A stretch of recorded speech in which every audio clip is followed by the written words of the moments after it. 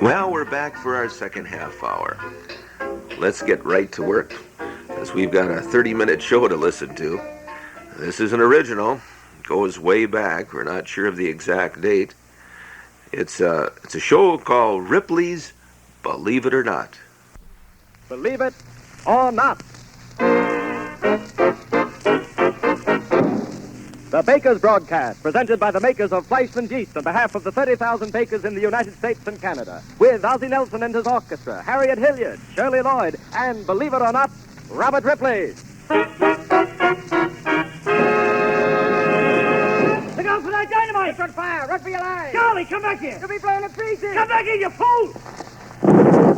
Hey, Ben, what was that? Well, Ozzie, that was the explosion that blew up Charles Simonson. Charles Simonson. Who is he? Well, Bob Ripley will tell us about him in just a minute.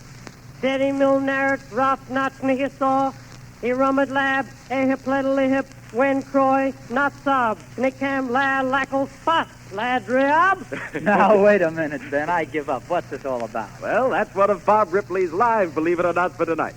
But Bob will be here in a moment to explain it all for you. Right now, let's go with some music out. Okay, Ben.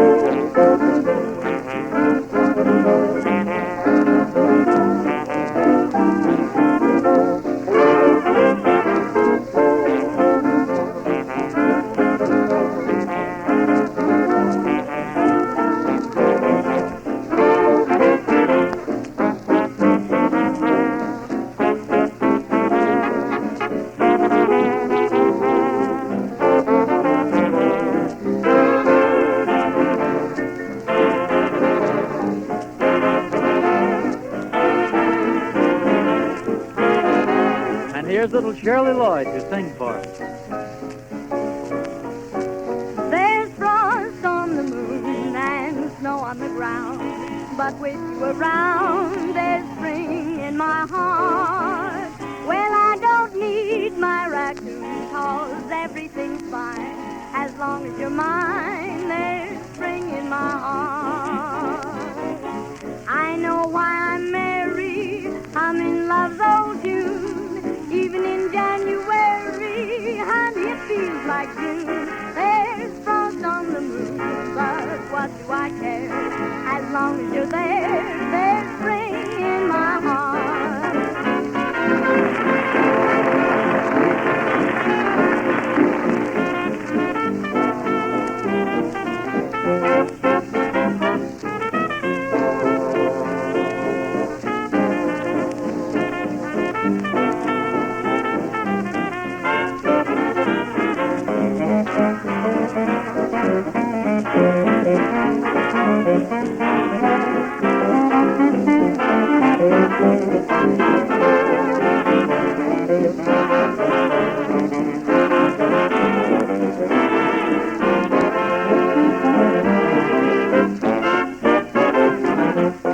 And here he is, radio's regal revealer of remarkable realities, believe it or not, Robert Ripley. Greetings, everybody. Hello, Hello, Bob. Say, Bob, what was that explosion that just went off? Yes, what's it all about? Well, one cold December day in 1928, a road gang was blasting rock along the banks of the Wisconsin River. After many hours of fruitless labor because of the frozen ground, one of the men approached Charles Simonson, foreman of the gang, who was standing a little way down the road. Hello, Simonson. What you doing, Bill? Just getting some wood for that fire over there. Fire? Are you crazy? Get over there and put it out. But, You Simonson... crazy fool. Don't you know there's a ton of dynamite laying around here? You want to blow us all to kingdom come? Listen, Simonson, we moved all the powder out of the way. I checked the boxes myself. I tell you it's safe. Nothing's safe in this wind. What about those flying sparks? Go back and put that fire out. Okay, you're the boss. But I know it's safe. Why, there ain't a box of dynamite within a mile. Bill, what was that? Something's wrong. The boys are running like mad. Look, what's that box over there by the fire? It looks like... It's dynamite. I thought I moved it all. I thought I... You fool, I told you this would happen. You... The sparks. They're falling on the box. It's catching fire. Wait. Come on. Let's get out of here. I'll fix it. Simonson, what are you going to do? There's 100 sticks of dynamite in that box. enough to kill us all. I'm going to get it. You're crazy. Save yourself while you got a chance. Simonson, go back. The dynamite's going off. Stop him, somebody. Stop him. Don't let him do it. He'll be blown to pieces. He picked it up. He got it in his arms. He hasn't got a chance. Simonson, put it down and...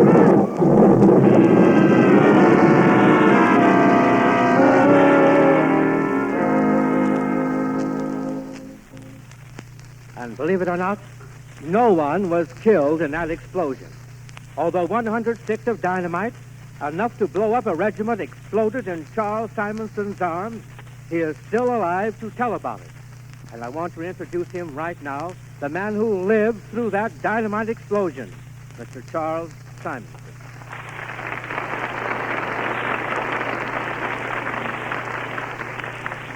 Good evening, everybody. Gosh, you're certainly lucky to be alive, Mr. Simonson. What's that? Mr. Simonson's unbelievable experience has left him partially deaf and blind. You know, there's enough power in 100 sticks of dynamite, properly placed, to completely destroy the largest building on Earth.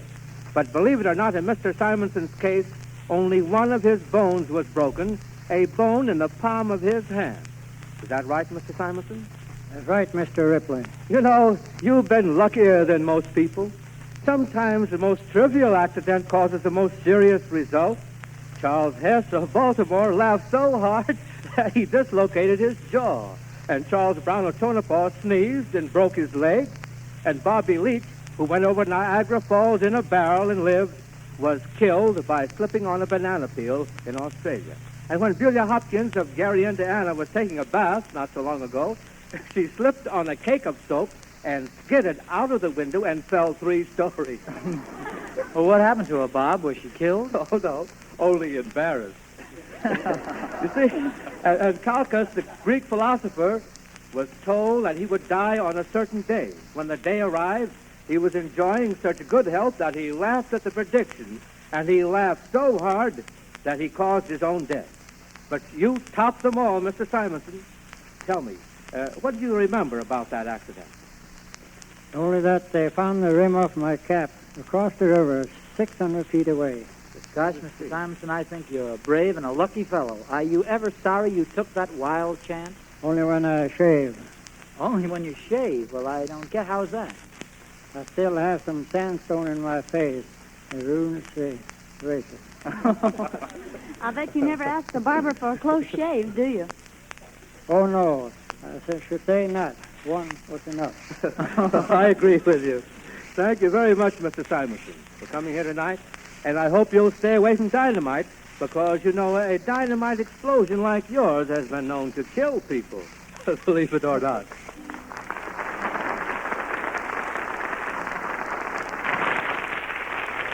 Hey, Bob, what's my believe it or not for tonight? Ben, I have 2 of them for you tonight. In India, there are nearly 300 million Hindus, and every morning they repeat this same prayer.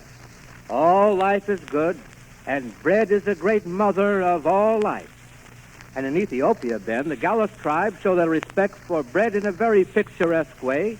They build their temples of worship in the shape of large loaves of bread. Well, Bob, you've certainly shown us that down through the ages and throughout the world, bread has been recognized as the great life-sustaining food. But it's only been recently that scientists have found out why bread is such a wonderful food. One interesting fact is that bread constitutes one of our most important sources of muscle-building protein. We actually get more protein from bread and other wheat products in our diet than from any other class of food. And these proteins from bread are proteins used by the body for building and maintaining muscle tissue. That's why it's so important for children to eat plenty of bread. It replaces the tremendous amount of energy they're always using up. It also helps them to grow big and strong and firm muscles. It's the proteins that make up the supporting walls of a crumb of bread. And it's this lacy-like, porous structure that makes bread light and fluffy and makes bread so easy to digest. So always have plenty of bread on your table. Encourage your family to eat more of it by serving a variety: whole wheat, rye, and raisin, as well as white bread. Make bread a part of every meal you eat.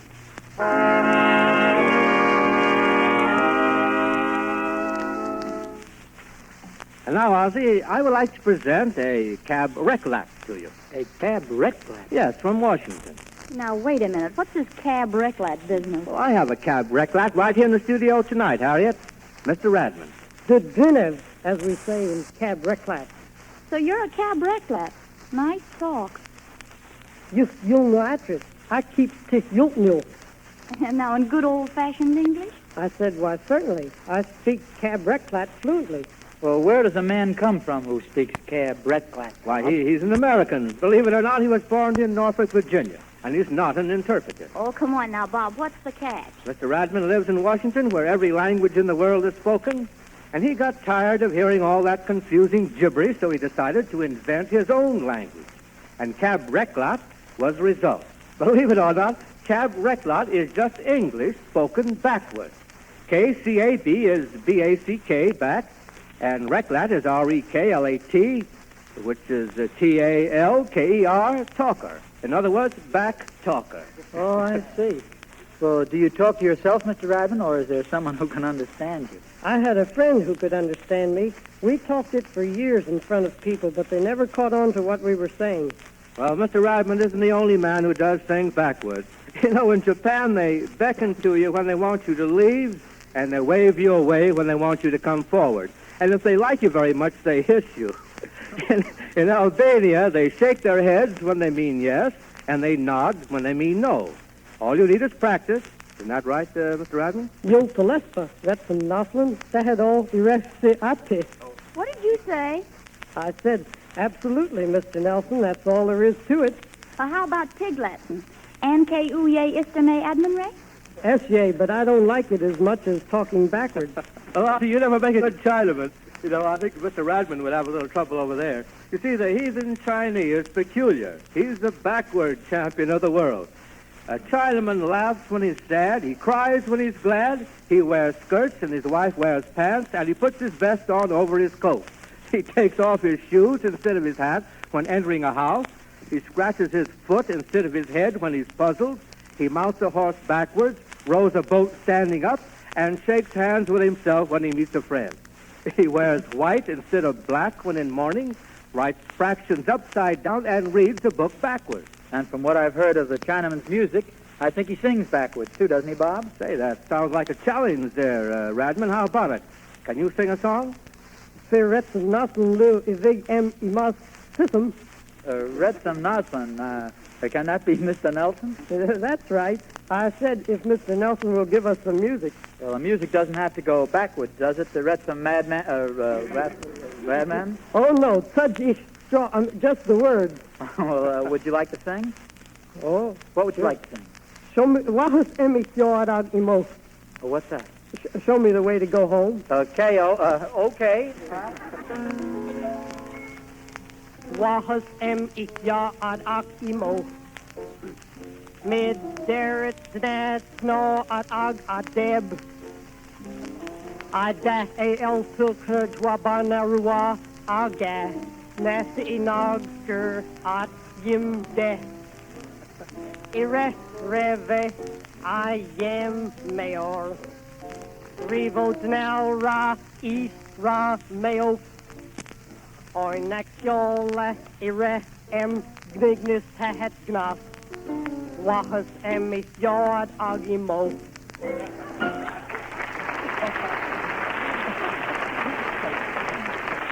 Thank you very much. That was Mr. Paul Radman singing Show Me the Way to Go Home backwards. Or I should say, Wohos em et ya at ag imo, ive lite roton. And that was Mr. Ripley saying, believe it or not, believe it or not.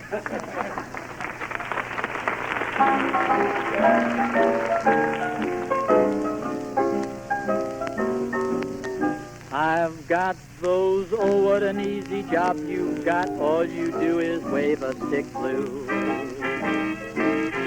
I've got those, what would you do if you had to work instead of singing a couple of songs blue? Isn't it funny?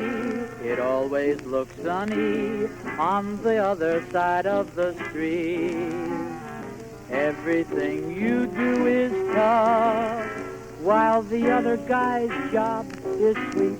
I've got those get hot kid and smile if it hurts. Oh, you don't drink, you must be nerds blue. I've got those You never sing my favorite number. Don't you ever play a rumba blue.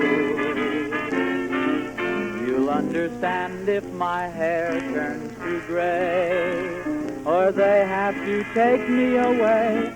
I've got those, oh, what an easy job you've got. All you do is wave a stick blue.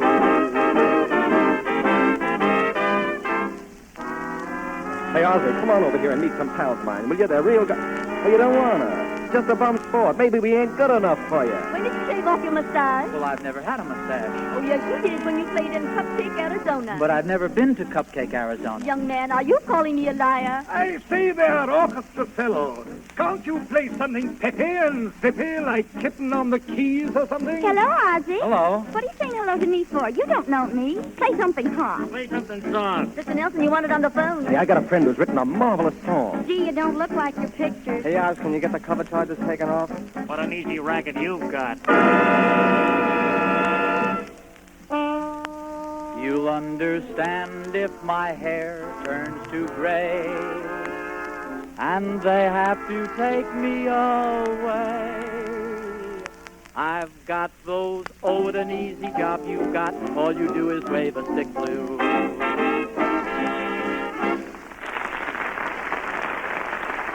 Here he is again, Robert Ripley. Okay, Bob. Well, you've all been reading about the $27 million collection of paintings that Andrew Mellon has given to the government. Well, the masterpiece of this collection is the Madonna of Alba, for which Mr. Mellon paid $1,166,000. Now, mind you, this is for one single painting.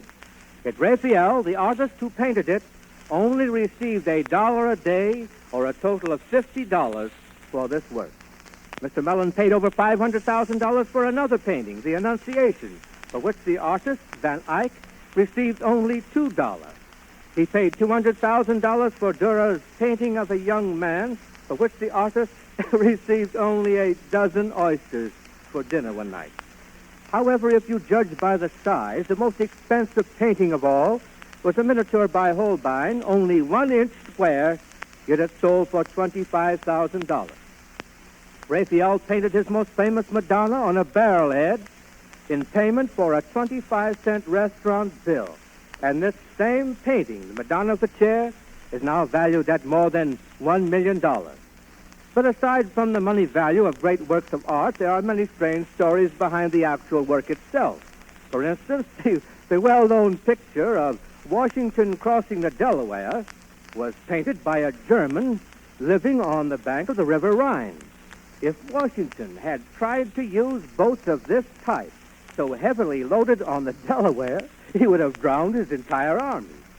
And this same picture shows the American flag, which, believe it or not, was not created until a year after Washington had made this famous crossing.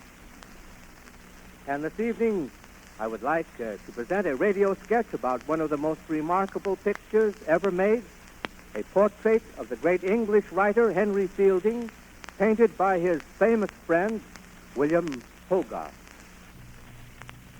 Let us roll back the years to 1765, when Dick's Coffee House in London was a gathering place for all the celebrities of the day. Here, late one evening, in a corner stall, sat two men listening intently to a discussion about a birthday. I beg to differ with you, Benjamin. Henry Fielding, God rest his soul, will go down in history as a great dramatist. And in Tom Thumb, he wrote some of his greatest lines. Well, David, I know you were a great friend of Fielding, but you must admit he was a better novelist than a playwright. I doubt it. Well, perhaps you are right. Hogarth used to say the same thing, if you respect the opinion of the painter. Yes, Hogarth was of my mind. Oft times while he was alive, he'd confide to me that Fielding was more of a genius with the pen than Hogarth himself with the brush. Yes, Hogarth's picture of Fielding proves that. The picture, gentlemen. There's something very strange about that picture of Fielding. Yes? What is it, David? Gentlemen, do you believe in ghosts? Ghosts? Why? Let me tell you about that picture Hogarth drew of Fielding. It was about 11 years ago, 1754, I believe, that I went round to visit Hogarth in his studio. I found him sitting dejectedly before a blank canvas. The sun was about to set, and a rosy glow flooded the long... Hello, David. Well, Master Hogarth, why do I find you so downcast? Has the muse forsaken you? Oh, then you haven't heard about Fielding. Fielding? He's in Portugal, is he not? Yes, in Portugal forever. What do you mean? Fielding died 4 weeks ago. Fielding dead? Yes, I've just received the news today. A genius has passed from our midst, David. Yes, William. And in all the years I knew him, I never once drew his picture. But surely you asked him to sit for you? No, never. He was always about, right here in this room 100 times a day. And I never asked him to pose for me. I never dreamed that someday he'd be gone forever. The loss is not yours alone, Hogarth. The whole world is lost, too. Oh, I only had one picture, just one sketch. Oh, come, don't take it so hard. Please, David, please, don't try to console me. I'd rather be left alone. As you wish, my friend. I'll go.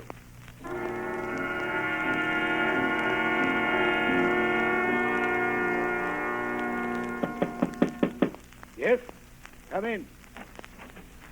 Mr. Hogarth, sir. Oh, yes, Emile? What is it? A gentleman to see you, sir. Who is he?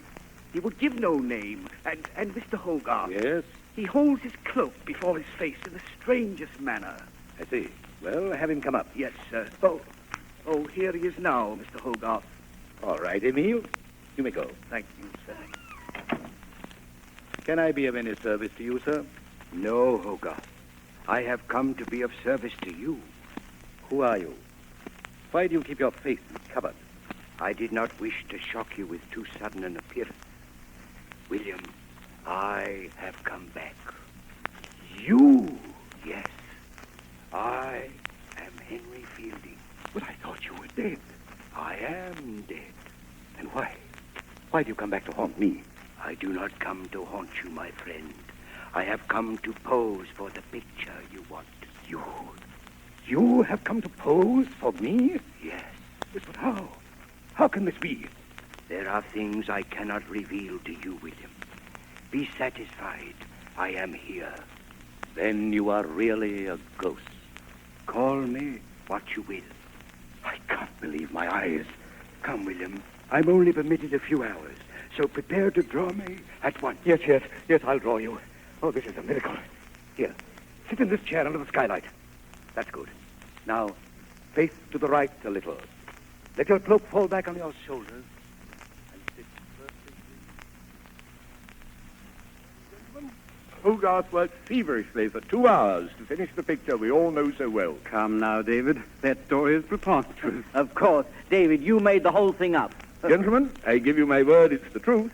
If Hogarth were alive today, he'd back me up. Unfortunately, he is dead. But I don't need Hogarth to prove it. Really? Yes. I know the story is true because I, David Garrick, played the part of Fielding's ghost myself.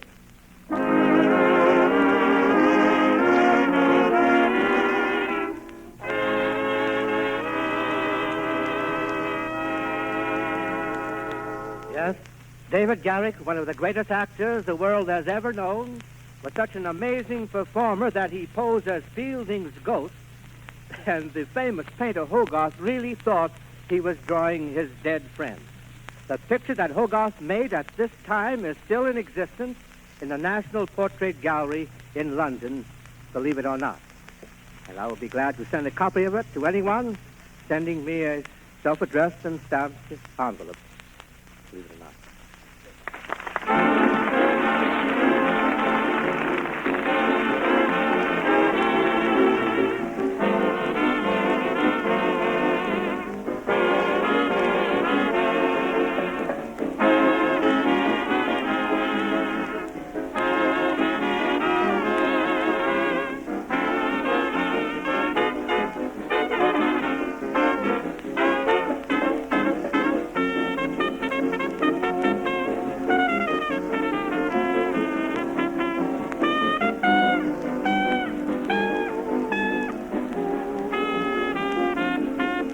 Of course, you recognize our old favorite China ball.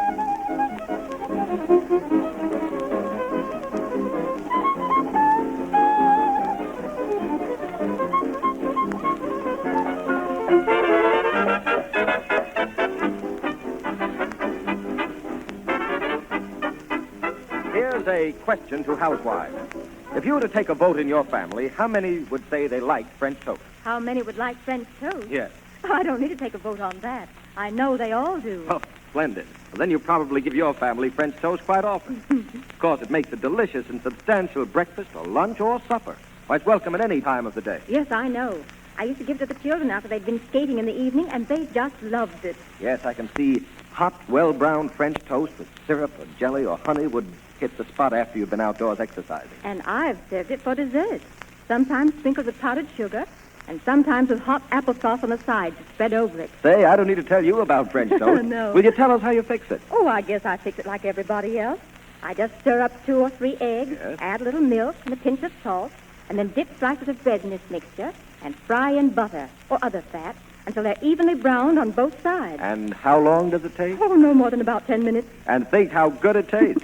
Yes, I'm hungry for French toast just thinking about it. Guess I'll make some for us when we get home. That's a fine idea. And this month, when you're buying bread, bear in mind that bakers are featuring a special sunshine layer cake, a fine, tender yellow cake with sugar and chopped almonds on top.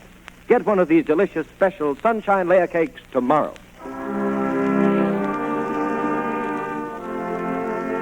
Tomorrow night, Scotch people all over the world will gather together with haggis and a wee nipotois to toast the memory of their beloved poet, Robert Burns. It's a Burns list. And I'm sure I couldn't say goodbye in a more fitting way than to use the words of Burns. He said, "Farewell, my friends. May good luck hit you, and among her favorites, admit you."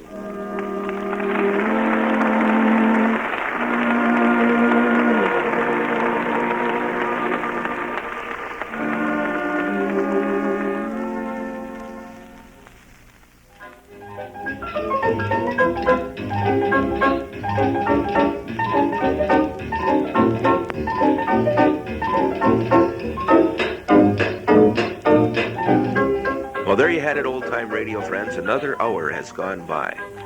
But we'll be back again next week, same time, same station, when once again we'll go back in time and listen to some of them old broadcasts from the golden age of radio. Yes, we invite you to listen next week. We're going to continue on with Stella Dallas and see what kind of trouble she's going to get in next week. And then in our second half hour, we'll be listening to The Lone Ranger. Until then, this is Jerry Sharp, your old-time radio host, saying so long for old-time radio.